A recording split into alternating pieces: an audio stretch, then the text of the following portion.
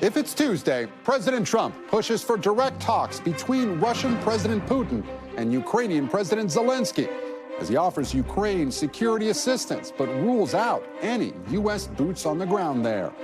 Plus, a top House Republican says the Justice Department will start handing over files related to the Jeffrey Epstein case this week, adding new fuel to the saga despite the Trump administration's efforts to keep the documents and the controversy out of the spotlight. And redistricting wars are ramping up nationwide, with Texas Governor Greg Abbott saying he's ready to sign the state's newly drawn congressional map into law, as California Democrats and Indiana Republicans push ahead with plans of their own.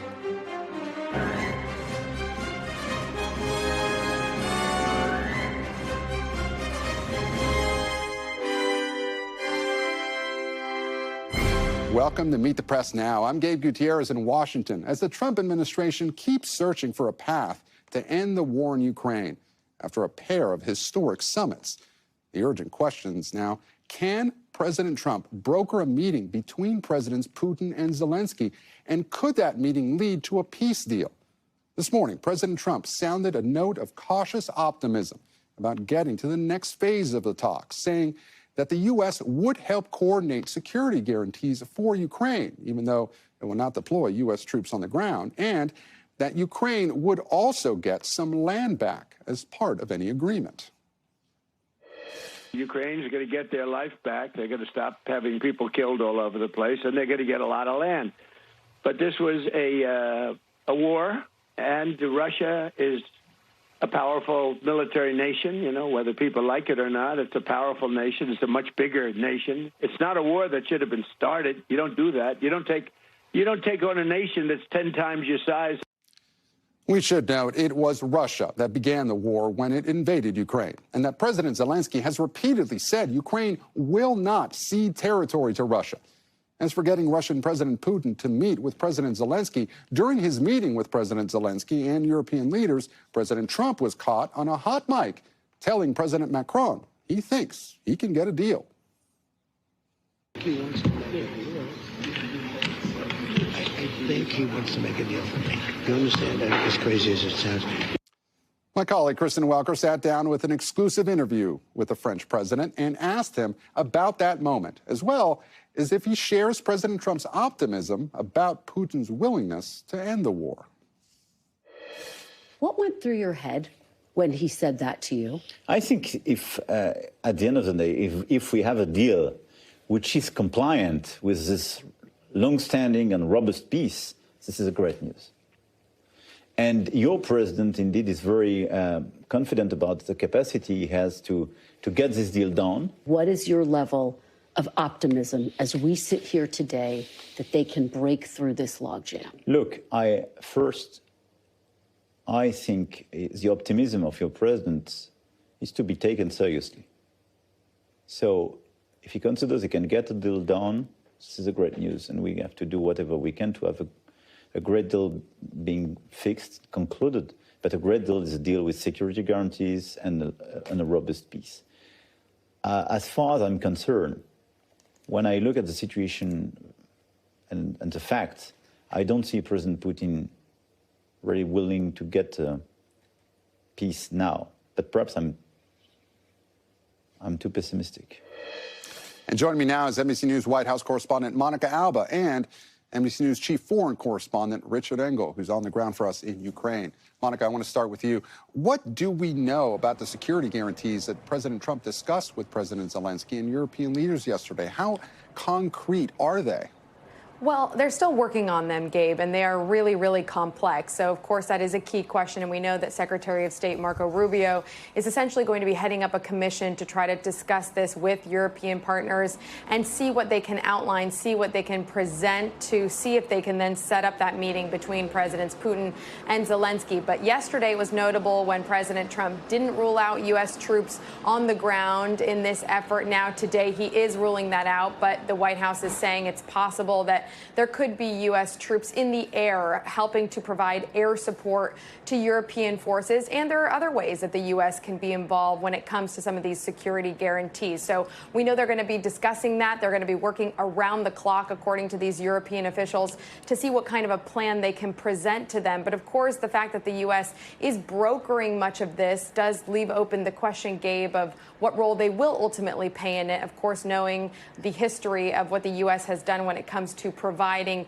Ukraine with weapons and that kind of help and support during the course of the 3.5-year war. But that is a very open and live question, and one that certainly President Zelenskyy had at the top of his list when he came to make some of those asks here at the White House yesterday in those consequential face-to-face meetings. And Monica, I know you mentioned things are very fluid right now, but is the White House any closer to securing a possible meeting between Zelenskyy and Putin, or that trilateral meeting among Zelenskyy, Putin, and Trump? Yeah, according to the White House, in this phone conversation that Presidents Putin and Trump had yesterday while those European leaders were still even at the White House, President Putin did commit, again, according to the White House, to meeting with President Zelenskyy. Though if you look at some of the comments out of the Kremlin, there's a little more skepticism. They're saying that there need to be other talks, maybe below the leader level, that need to take place first before you're going to see Presidents Putin and Zelenskyy come face to face. And then I thought it was notable today that the White House press secretary said, yes, there could be a trilateral that would then include President Trump, quote, if necessary, sort of trying to imply that is it possible that enough could get done between Zelenskyy and Putin on their own that wouldn't necessitate that, or leaving open the door again that this is going to take a little bit of time. They had said maybe in the next 2 weeks, but if it takes longer than that because of everything they need the parties to commit to, they're saying that President Trump would only come in at the end against once you have more that's ironed out. And again, that is where it's really tricky here. Those are some of the most intractable issues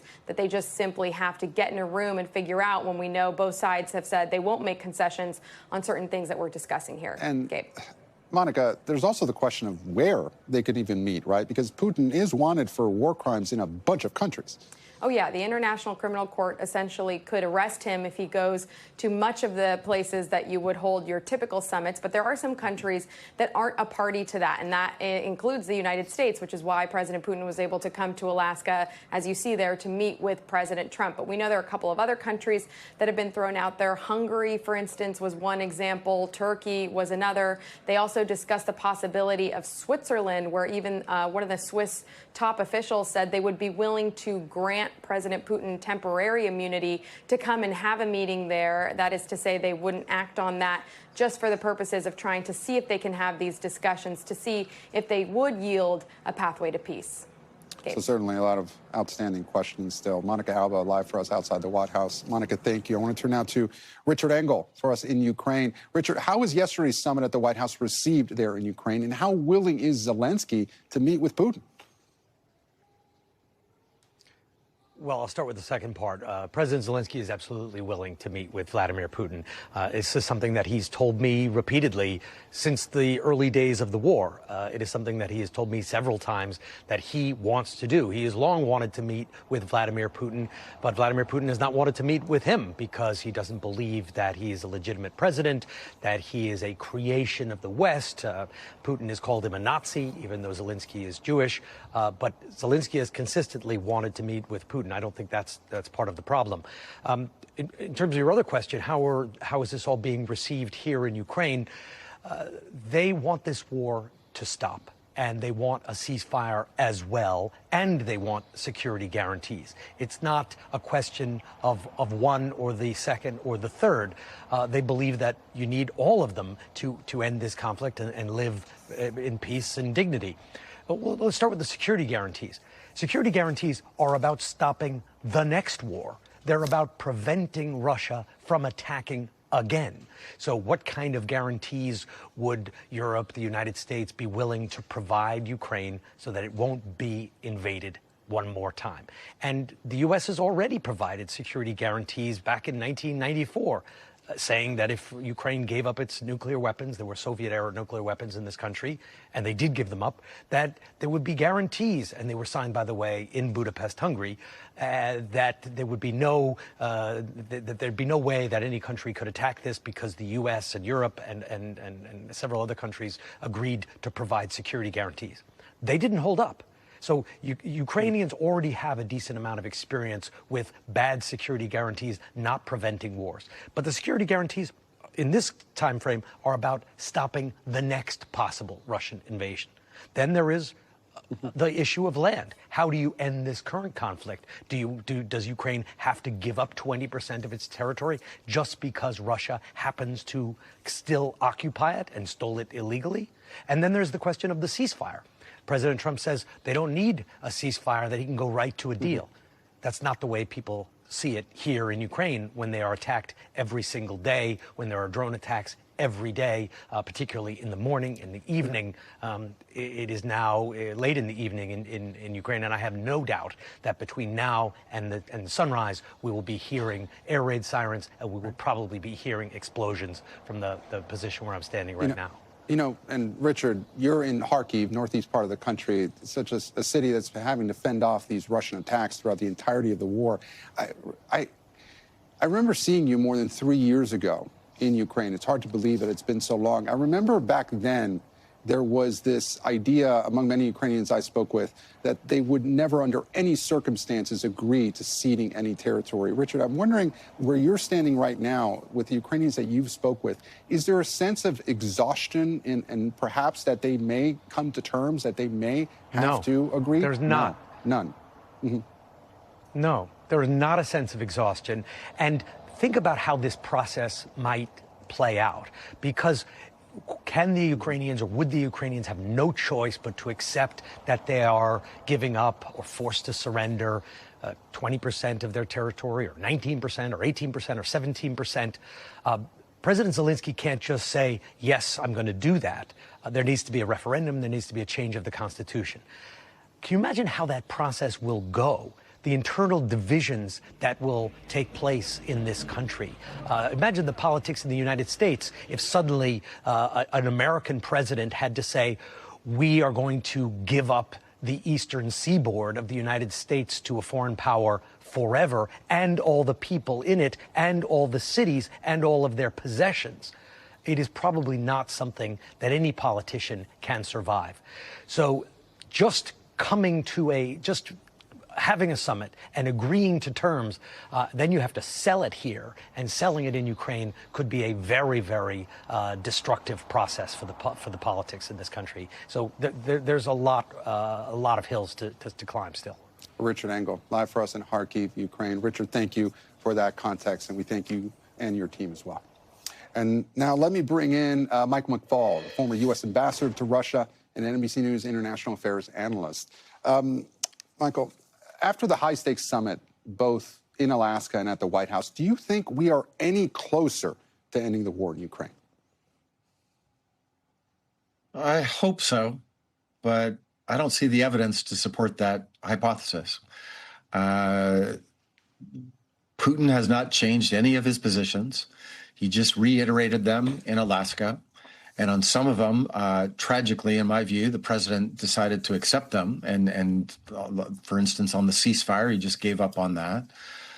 Monday was in Washington was better. I think that was a smart decision to have all those European leaders there, so that it wasn't just a meeting between President Zelenskyy and President Trump. They tragically have the history of that famous phone call in 2019 that in part triggered the impeachment of President Trump, and he'll never forget that. So putting it in a bigger context with more leaders, I think, was a good thing. And it changed and opened up the issues that were discussed, particularly about security guarantees and children that have been kidnapped. Those are all good news. But at the end of the day, Putin hasn't agreed to anything. He hasn't even agreed to meet with President Zelenskyy. So we're really not that much farther down the road than we were just a week ago. And Ambassador, I want to pick up on a point that Richard Engel just mentioned, this idea that even if President Zelenskyy felt that he was in a position to negotiate some sort of territory, he actually can't. And he said that repeatedly. And then domestically within Ukraine, it's all but impossible to get the population there to agree to any of this. What do you make of that? How can we get to any sort of land swap as the president has been discussing? Well, of course, it would have to be approved, through, abiding by the Ukrainian constitution. That is true, what Richard was talking about. That's not completely insurmountable. That could be done. But the essence of it all, as you were talking, the essence of everything is a credible security guarantee. You can't ask President Zelenskyy to give away big chunks of his territory and reward imperialism, right? Reward war, reward annexation. Those are very dangerous things for us all, by the way, not just for Zelenskyy. I don't want to live in a world where might makes right and big countries can just annex their neighbors and there's no consequences. So you can't ask him to do such a giant thing without something in return. And people keep using this phrase, land for peace. Well, the peace has to be durable and credible, and that means a security guarantee. To me, the real creative, bold move would be bringing Ukraine into NATO. And by the way, just want to remind everybody, Putin doesn't get to vote on that. This notion that we have to get his permission for that. We didn't get his permission to create NATO back in '49. We didn't get Khrushchev's permission to bring West Germany in 1955. And we didn't get permission from the Russian leaders to bring in Poland and Estonia, Latvia, Lithuania. We don't need Putin's permission for that. But President Trump tragically doesn't agree with me on that. So therefore, you got to have something else, and it's got to be something that will keep the peace. And Ambassador, speaking about those security guarantees, I want to play something French President Macron told my colleague Kristen Welker about that yesterday. Let's listen.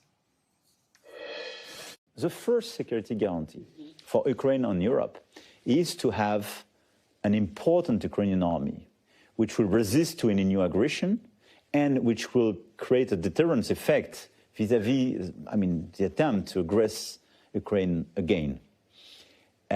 So we worked on the format of this army, and in fact, what we want is no limitation in terms of number of soldiers, ammunition, equipment, and so on. The second pillar is to be sure that in the air, on sea, on land, we have a support from all the different key partners of the coalition of the willing to come and to support the Ukrainian forces, not to be a substitute. And the obsession and the first priority is not to have our boots on the ground, but to be sure that we have regular operations which are a sort of guarantee or strategic signal that it's not just a piece of paper, that the day they are attacked, we will be here. Because this piece of paper, we had it in the past. It was called the Budapest Agreement, and it didn't work.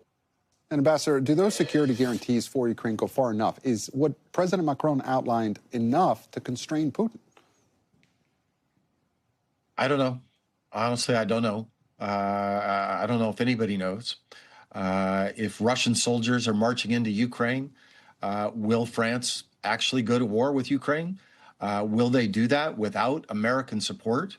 Right now, President Trump's talking about coordination of the security guarantee. That's different than American airplanes flying in the sky, bombing Ukrainian soldiers going back into Ukraine.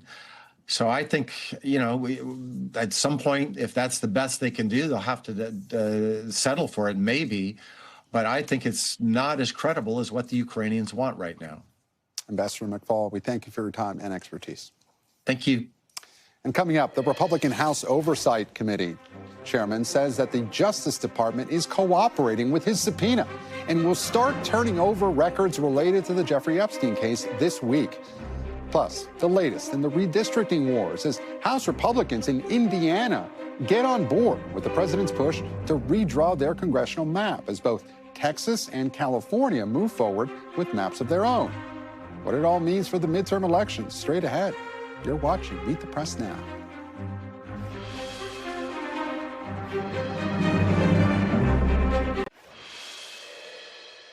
And welcome back. Turning now to new developments in the Jeffrey Epstein saga. As pressure to release the government's case files continues to grow, despite the president's claim that the issue is a Democratic Party hoax.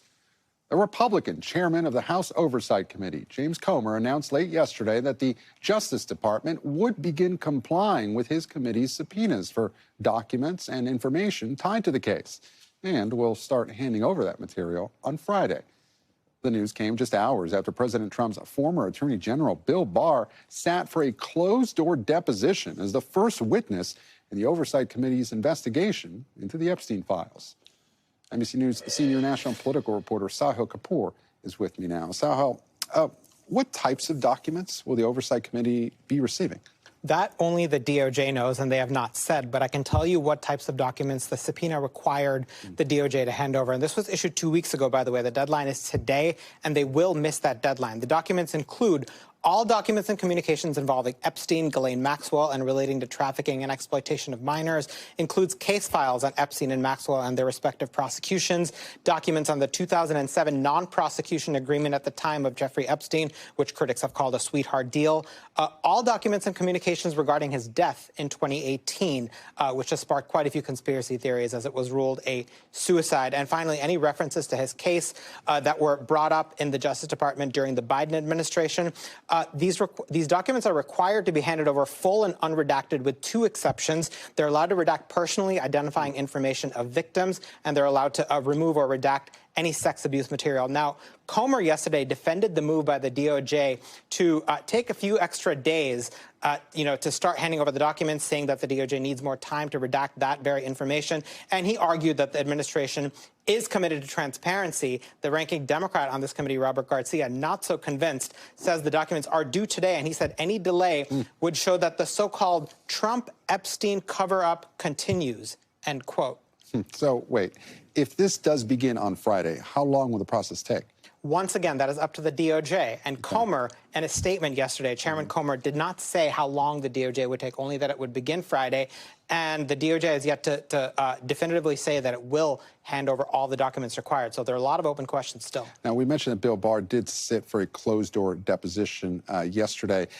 What do we know about this point, about the committee's investigation? And can we expect any public hearings in the coming weeks and months? Yeah, this was the first of many depositions that Chairman Comer had demanded in his subpoena. William Barr, of course, the former Attorney General, was in that room for several hours. He didn't speak after the fact, so there's still a lot of, a lot that's unclear about what specifically he said. Chairman Comer did say after that deposition that Barr told the committee he never saw anything that implicates Trump in this. Keep in mind, of course, Comer, a Kentucky Republican, a firm Trump ally, was sort of forced into issuing this subpoena by Democrats on the committee who teamed up with a couple of Republicans and voted for the chairman to have to authorize this. Again, the Democratic ranking member, Robert Garcia, disputing what Comer said there, saying that Barr did not clear Trump of wrongdoing. He called on Comer to release the full transcript of the Barr deposition, which the Republicans can do. And so, before I let you go, any update on some of the other targets of the Oversight Committee's subpoenas related to Epstein? Well, we know the next ones coming up are Alberto Gonzalez on August 26th,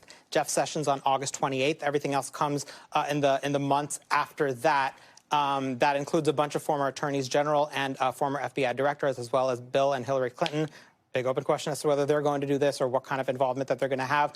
One person who's not been called, interestingly, Alex Acosta, the U.S. attorney who directly oversaw the Epstein case in, when that plea deal ended up happening. There's some Democrats say, why isn't he being called? He had direct involvement, other than unlike the others who were kind of overseeing it from a distance. You think any investigation would indeed want to talk to him? So, all right, Sahil Kapur, our national politics reporter. Thank you so much. Thank you.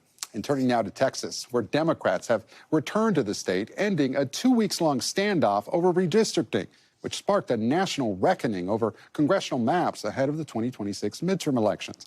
With Democrats back home, Texas Governor Greg Abbott telling Fox News he is confident Republicans will now be able to act quickly on the redrawn maps that could potentially give the GOP 5 new seats in Congress.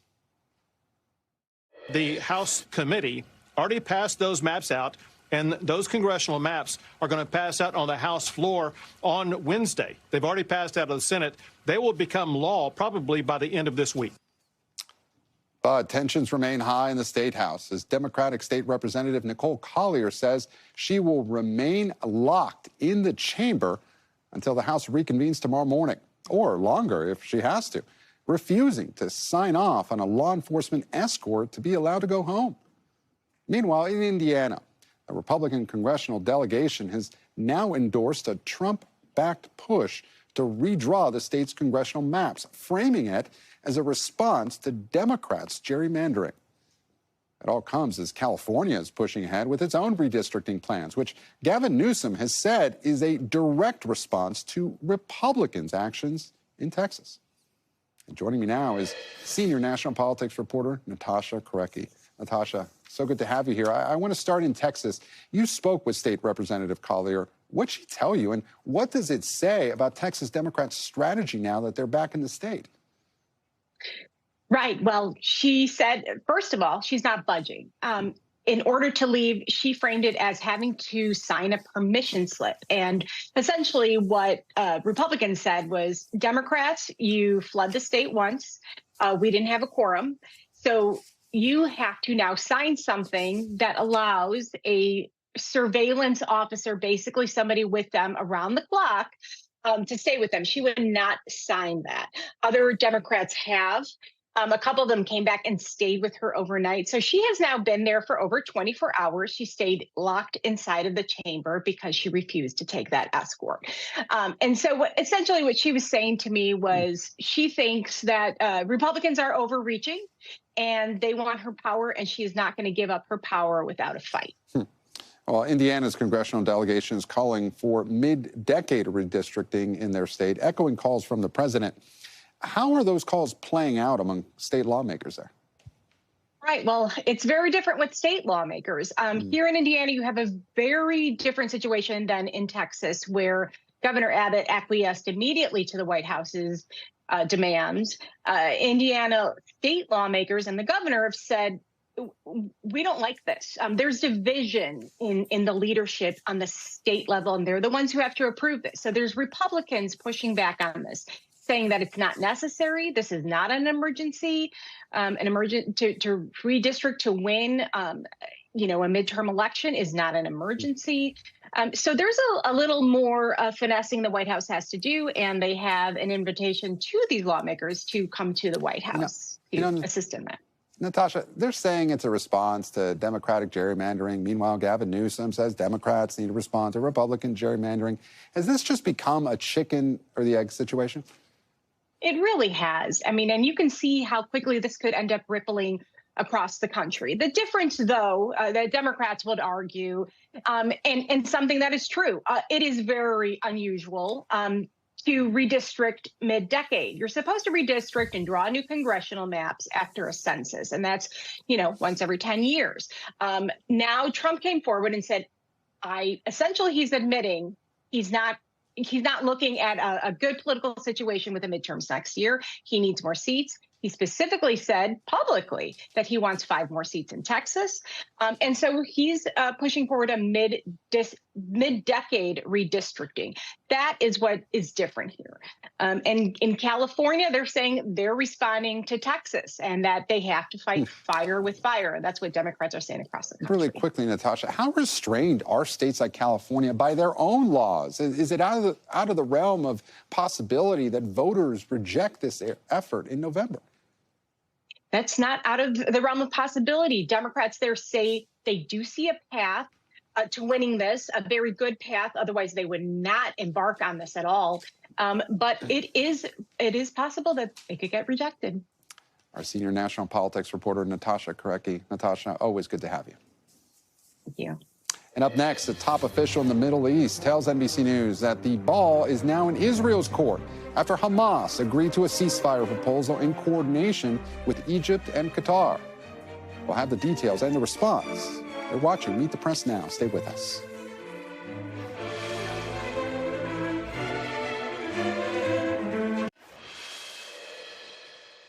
Welcome back. Turning now to the Middle East, where Hamas says it has accepted a ceasefire proposal mediated by Qatar and Egypt. It comes after ceasefire talks broke down last month and after Israel announced plans over the weekend to expand its offensive in the Gaza Strip and reoccupy Gaza City. Prime Minister Benjamin Netanyahu saying yesterday that reports that Hamas accepted a proposal showed it's, quote, under immense pressure. NBC's international correspondent Matt Bradley has more from Tel Aviv. Well, the ball is now very much in Israel's court after Hamas decided that they were going to approve a proposed plan for a ceasefire that, according to the Egyptian foreign minister who spoke with NBC today, was proposed by Steve Witkoff, President Trump's main envoy, both for the Middle East and for Russia and Ukraine. Now, this deal would see 60 days of a ceasefire, during which there would be discussions, presumably leading to a permanent end to the war in the Gaza Strip and the full withdrawal of Israeli troops. And this would also include the exchange of hostages, 10 living hostages. There are thought to be about 20 living hostages in Gaza, and 17 dead hostages, of whom there are thought to be about 30 in the Gaza Strip. And it would also mean an influx, a huge influx of aid into the Gaza Strip as the humanitarian situation there deteriorates even further. Now, I spoke with the foreign minister of Egypt, or NBC News spoke with the foreign minister of Egypt, and he had this to say about the immediacy of this deal. We need to exert our maximum efforts in order to push for this ceasefire, even it's a temporary one, but we have a window of opportunity. We have to use it. We have to apply maximum pressure on the two sides in order to move forward. Now, as I mentioned, it's up to Israel to respond positively, and we are counting on the American side because the United States has a great deal of influence on the ground. But Prime Minister Benjamin Netanyahu has said that he's sticking to his plan, which means he will not see the full release of the hostages and an end to the fighting unless Hamas is completely disarmed and destroyed and has no future political role in the governance of the Gaza Strip. President Trump signaled yesterday that he was on board with Netanyahu's approach, so it doesn't look like this deal, like so many in the past, is necessarily going to lead to an agreement. Thanks to Matt Bradley for that report. Turning now to the Trump administration's ongoing fight against drug cartels. According to a source briefed on the matter, with illegal border crossings at record lows, the administration is now increasing its efforts to stop drug trafficking at sea. The source tells NBC News that the U.S. plans to deploy 3 warships near Venezuela as part of that effort. A Homeland Security spokesperson also tells NBC News that a Coast Guard ship seized about 3,500 kilos of cocaine south of the Galapagos Islands this past weekend off the coast of Ecuador as part of Operation Pacific Viper. This is all part of the administration cracking down on those cartels. And President Trump, meanwhile, has declared several Latin American drug cartels as foreign terrorist organizations. Up to 4,000 sailors and Marines are expected to be part of the operation. And White House Secretary Caroline Leavitt was asked about that today, about the reported deployment. President Trump has been very clear and consistent. He's prepared to use every element of American power to stop drugs from flooding into our country and to bring those responsible to justice. The Maduro regime is not the legitimate government of Venezuela. It is a narco-terror cartel. In Maduro, it is the view of this administration, is not a legitimate president. He is a fugitive head of this cartel who has been indicted in the United States for trafficking drugs into the country. Meanwhile, the Maduro administration has banned the use of drones throughout Venezuela amid what it considers threats from the U.S. We have much more news ahead. You're watching Meet the Press Now. Stay with us.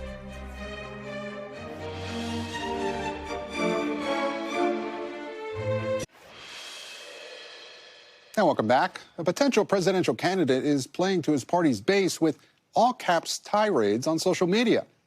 Now, it isn't Donald Trump in 2015, but California Democratic Governor Gavin Newsom in 2025. As the redistricting arms race moves to California, Newsom and his official press account have taken a page out of President Trump's playbook with sharp and antagonistic posts about President Trump and his allies. Here's what he said Thursday, a date his Twitter account dubbed Liberation Day, when he announced California's plan for new House maps to counter redistricting in Texas. He's a failed president. Who else sends ICE same time having a conversation like this? Someone who's weak. Someone who's broken. Someone whose weakness is masquerading as strength. And joining me now is the panel. Here on set with me is Julia Manchester, national political reporter for The Hill. Amisha Cross, Democratic strategist and former campaign advisor to President Obama.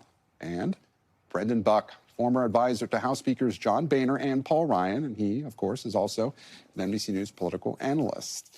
Thank you all for joining me. Really appreciate it. Julia, I want to start with you. I want to also put up one of Governor Newsom's, his press office's recent tweets or posts. Tiny Hands is out here copying me, but without the stamina. Sad, and certainly without the looks. total beta.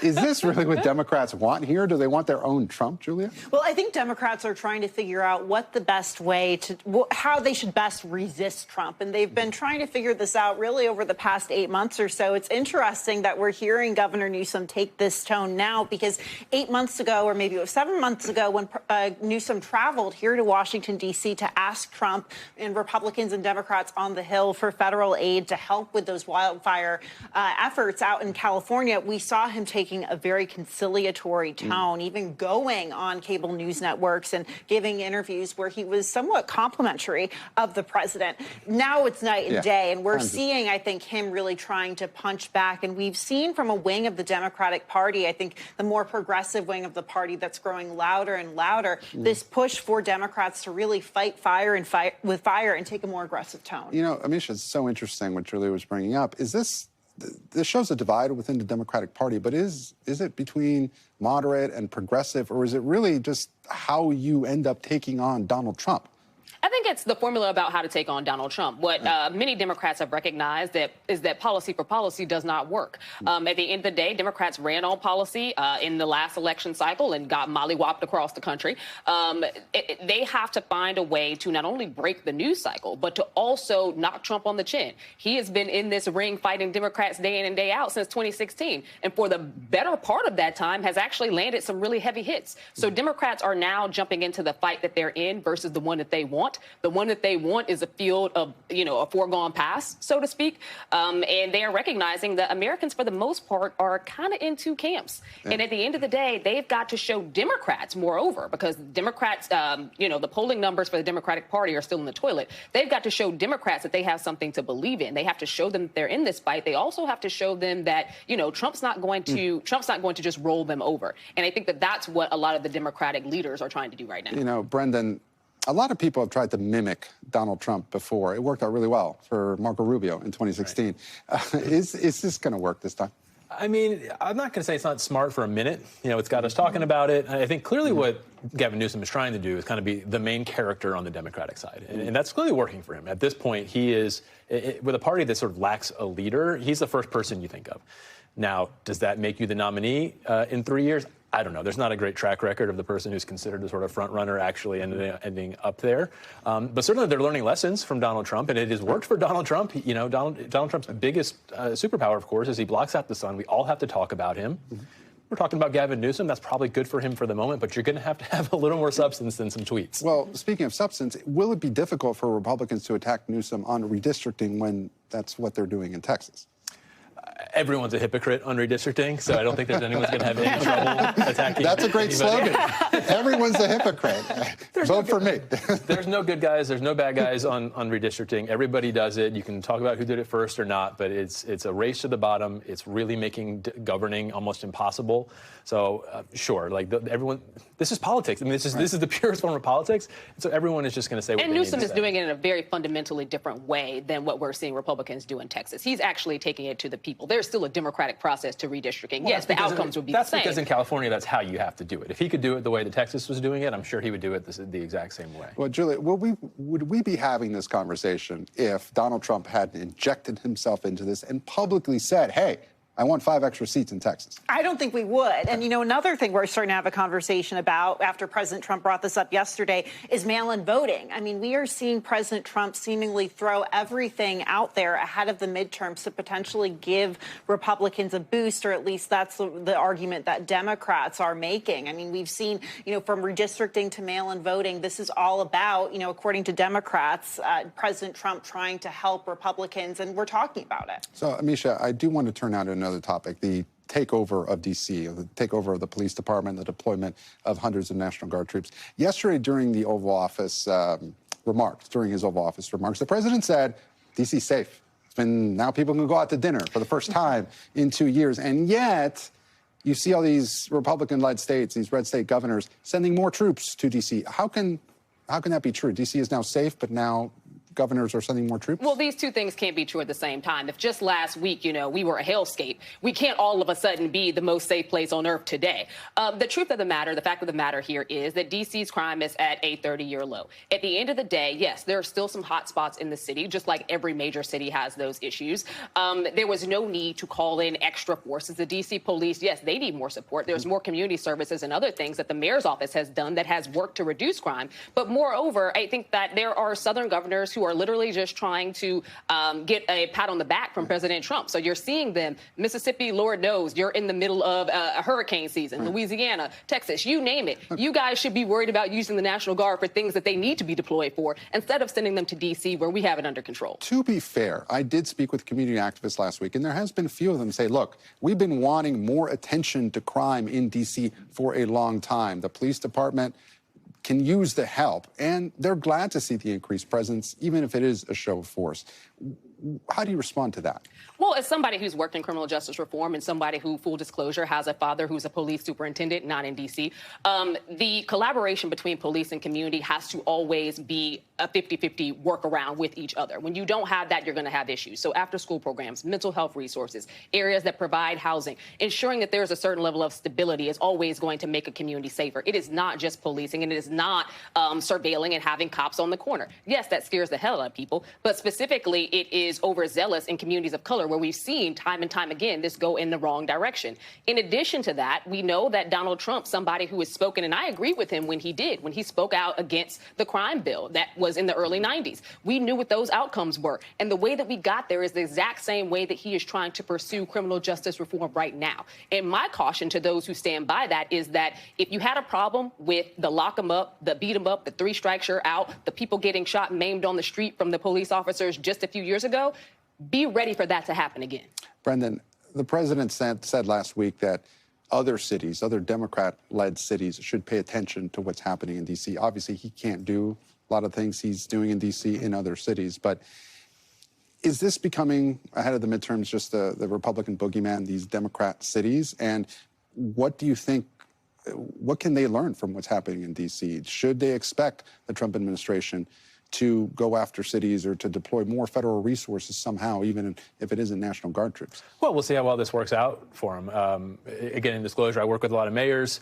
I think the reality is Donald Trump is very good at choosing the issue set that we discuss. Now, crime was a very real issue in recent elections. Everybody understands that after the pandemic, it got really bad. And he understands emotional politics as well as anybody. And there were a lot of people who felt like where they lived or the cities near them weren't very safe. And he was able to use that very effectively. And so let's not fool ourselves into thinking what he's doing in D.C. is to do with statistics or anything that he witnessed or anything like that. He understands that there's an emotional response that people have when you talk about crime. They want people to crack down on it. And so he's doing this. Whether or not this leads to any impact, whether he loses his patience for it and gets distracted with some other issue that he'd probably be talking about in a few days, who knows? But I think this is much more about him setting the tone and deciding what our debate is about more than any substantive matter. Brendan, Amisha, Julia, thank you all so much for joining me here on the panel. We appreciate it. Thanks. And still to come, meet the Republican candidate running in a special election to be Virginia's next congressman in a deep blue D.C. area district. Stewart Whitson joins me here in studio with just 3 weeks to go until Election Day. You're watching Meet the Press Now. Stay with us.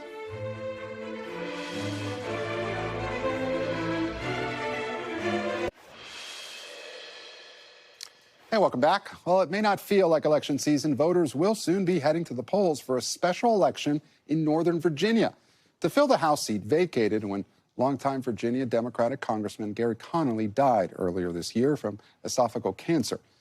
The field is already set for the September 9th race, with former Connolly Chief of Staff and Fairfax County Supervisor Jacob Walkinshaw taking on former FBI agent and think tank staffer Stewart Whitson. We talked to the Democratic candidate, Walkinshaw, last week, so let's bring on his opponent. Joining me here now on set is Stewart Whitson. He's the Republican nominee for next month's special House election in Virginia. Mr. Whitson, thank you so much for joining us here on Meet the Press Now. No, thanks for having me on. Now, you're running in a district, or to represent an area that hasn't elected a Republican to Congress in nearly 20 years. What is your pitch? Well, so right now we have a special election. And so you're right. For 16 years, voters in our district didn't really have a choice But because of the dynamics of the special election, they do. And the choices couldn't be more different. Two very different candidates with very different backgrounds and different visions for our future. Well, I want to turn now to the federal takeover of law enforcement here in D.C., of the police department here in D.C. This is what your opponent told us last week. Let's listen. I think it's another attempt to distract from the Trump administration's failures to address the real issues that are facing folks across this country, which is rising prices. We need our DEA agents doing their work to prevent fentanyl from getting into our communities across this country. We don't need them standing on the mall taking pictures with tourists, which is what the Trump administration has them doing now. It makes no sense. What's your reaction? So my opponent just said that we need to deal with real issues. And my response to him would be crime is a real issue. It is something we have to deal with. But it doesn't surprise me that he would take that stance when he has a history of defunding the police and promoting a sanctuary policy that, frankly, has invited violent criminals into our communities. And so you've probably seen a couple of the scandals that have rocked the nation that people are looking at. But one was the abduction in broad daylight of a young kid at Fair Oaks Mall in our district. So it is shocking to me that someone who represents our area can say that crime is not important. And also from a practical standpoint, anyone that works in D.C. or lives near there, which a lot of people in our community do, they know crime is a problem. Everyone has a story of a friend or themselves who was affected by crime. And so this should be nonpartisan, making D.C. safe. Well, there's a lot of people that agree with that. And look, there is a dispute over the crime stats here in D.C. Certainly, the local police union says that those crime numbers have been manipulated. The district attorney, though, has said that they're at a 30-year low. I did speak with a community activist last week that welcomed this federal presence. But the question is, how long is this going to go on for? Is this show of force really sustainable long term? Or what can be done in order to increase the resources to the police department instead of just deploying troops here? Because there has been some criticism. The National Guard troops, they are standing around national monuments, but that is not exactly where the crime is happening, as you know. Yeah, but if you put National Guard in those areas, what does that do? Deterrence. It frees up law enforcement resources to go to the areas where they're needed. And so to me, that seems like the practical explanation is they don't want National Guard troops in a position where they're having to effect arrests. They want law enforcement officers to do that. But they can't completely abandon the monuments. And so they're having the National Guard maintain a presence there, keep it safe, and they're putting the law enforcement officers in the communities where they need to be. And that's why community activists are loving this. And I'll say, even, we do have disputes over the crime data. There's a lot of underreporting. There's actually a leadership in D.C. that's under investigation for underreporting. And so that's a problem. So everyone that works in D.C. knows crime is a problem we have to deal with. And again, this should be nonpartisan. Now, Governor Youngkin, he said that President Trump has not asked him to send in National Guard troops from Virginia to D.C. If the president does ask him, should he? Well, that'd be a decision for Governor Youngkin to make. And I would guess if the president hasn't asked for that, he doesn't think he needs that. So, well, the president yesterday in the Oval Office, he talked about people being able to go out to dinner in D.C. for the first time in 2 years, that businesses are now getting all these reservations. According to data from OpenTable, though, it's not the case. The reservations have plummeted after the federal takeover. Do you worry that all this could hurt the local economy? Or it sounds like what you're saying, that no, this will end up helping it in the long run. But what do you say to those statistics from OpenTable that actually reservations are down? Yeah, I would say every business owner you talk to, or whether it's the business owner or the people working in that business, they want the area around there to be safer. First and foremost, and safer communities will naturally lead to more people coming in, now, without a doubt. Election day is just a few weeks away, as we mentioned. Would you want President Trump to come in and stump for you? Of course, I'd welcome that. I'd welcome any leaders. So Governor Youngkin has come out with a strong endorsement. Winsome Sears has come out with a strong endorsement. Jason Miyares has come out with a strong endorsement. And so I would welcome that in a heartbeat, to have great leaders endorsing our campaign. Now, changing gears just a bit before we let you go, you testified earlier this year in front of Congress about DOGE and its efforts. Would you say that the Department of Government Efficiency, would you say its efforts have been a success thus far? Yeah, so what I would say is, first and foremost, we had an amount of reckless spending that was going on at the federal level that was unprecedented. And I think if most taxpayers assume that taxpayer money is being wasted, but only through the DOGE effort were we able to see the kinds of things it was being wasted on, So $32,000 for a transgender comic book in Peru, that is not effective use of money. And that same radical transgender policy is actually igniting folks in our district as well, because we see that with the Fairfax County Public Schools, which you guys have reported on as well. When it comes to the end result, though, according to a recent analysis by Politico, Doge claimed to have saved nearly $53 billion through July through canceling contracts, but only about $1.4 billion of that has actually been verified. Have the numbers been overinflated when it comes to Doge? Well, I mean, I would say $1.4 billion. I'll take that over zero. And the other thing is, again, we got to back up. This is auditing the government. This is something we should welcome every agency head to go in and actually audit and make sure we're not doing wasteful spending. Again, we have to be good stewards of the taxpayers' money, and that's what they're trying to do. Stewart Whitson, and we really appreciate your time here, the nominee for the Republican nominee for next month's special election here in Virginia. Thanks so much. We're back tomorrow with more Meet the Press Now. There's more ahead on NBC News Now. We thank you for watching, and remember, stay updated on breaking news and top stories on the NBC News app or watch live on our YouTube channel.